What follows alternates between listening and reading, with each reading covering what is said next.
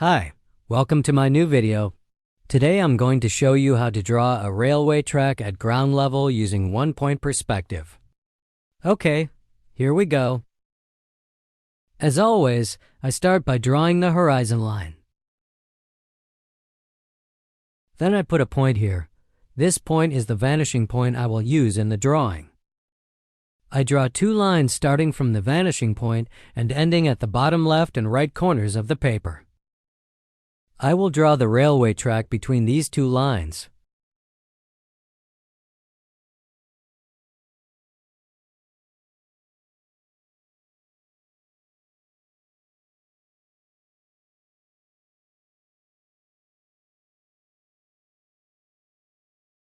Now I am drawing the top part of the rails. Make sure that the rails on both sides are the same width.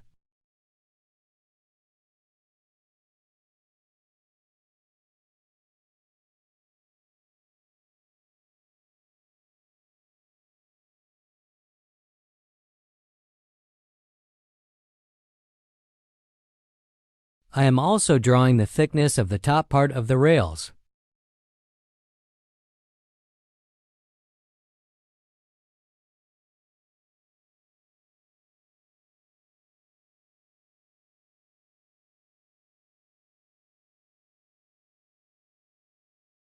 Now it's time to draw the height of the rails.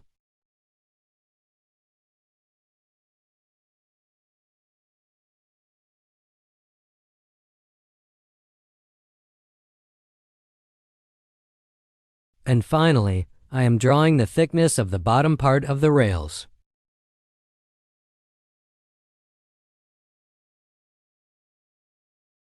It's better to draw the rails like this to make your drawing more realistic. Also, since we're drawing at ground level, the rails are closer to us. So it is good to draw the rails in detail. I'm going to draw two lines on either side of the rails. These lines will help me draw the railway sleepers in line.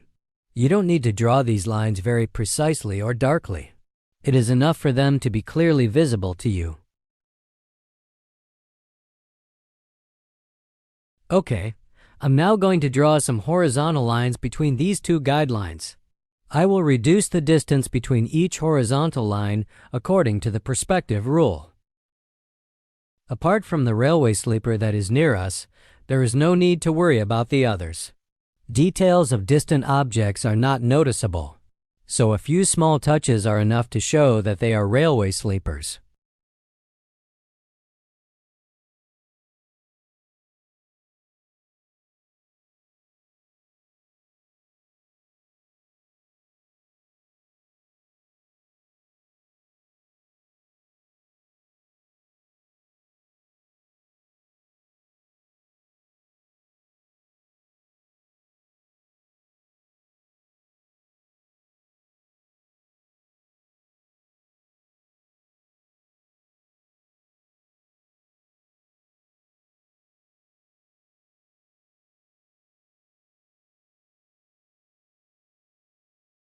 Let me darken the lines a little bit.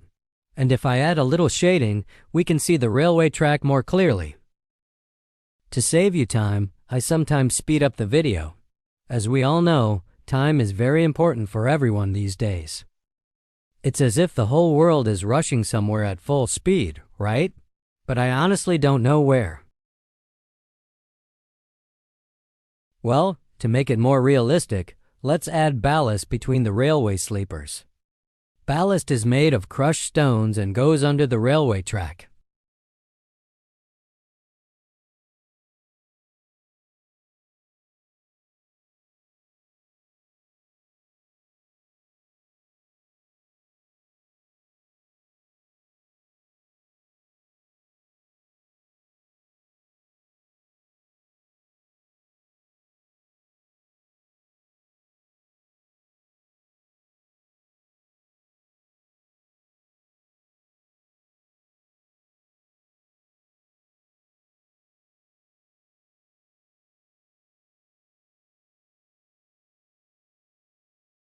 I think it looks much better now, right? Okay, now let's move on to the other important part, the poles. First, I draw a line starting from the vanishing point. Then I draw a few vertical lines between this line and the railway track. The distance between these lines should get smaller as they get further away.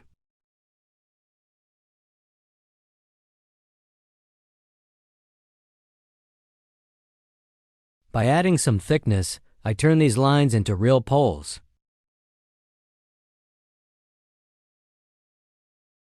Remember to draw the poles narrower than the previous ones.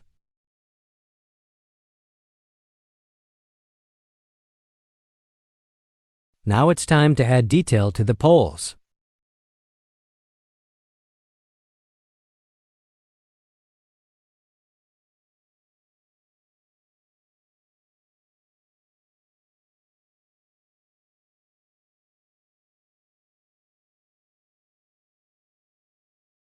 Now is the time to draw the wires of poles.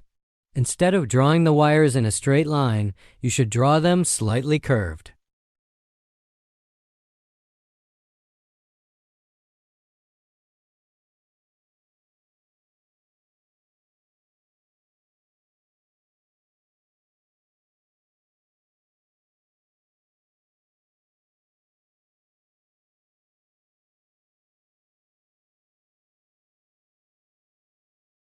I think it would be good to add a farm behind the poles. When drawing the buildings, apply the rules of perspective and complete it with simple short lines. Don't get bogged down in too many details while doing this. There's one important thing to remember. The bottom edge of the building should not be above the horizon line. Otherwise, your buildings will appear to be floating in the air.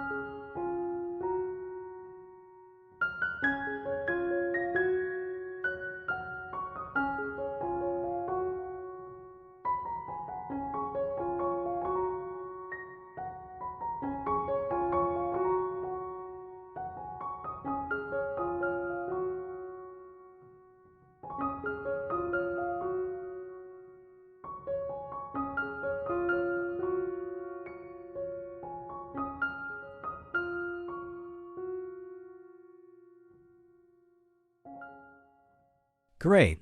I think it looks pretty good. Now let's do something for the left side of the page. I draw a line starting from the vanishing point. Then I add a few vertical lines between the line and the railway track. I decrease the distance between the vertical lines as they get further away. Draw the vertical lines lightly because they will only guide me. They have no other purpose. Now I draw another line starting from the vanishing point. Okay, as you can see, we have got loads of guidelines. So what are they actually for? All of these are for the trees. I will draw the tree trunks between the guideline below and the railway track.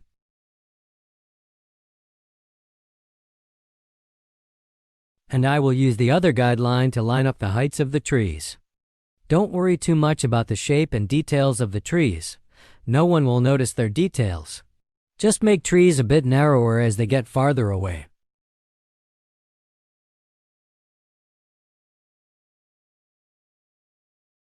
I will add depth by drawing small hills in the background. Again, no need for detail, because they are very far away from us. Just make sure the peaks of the hills are above the horizon line.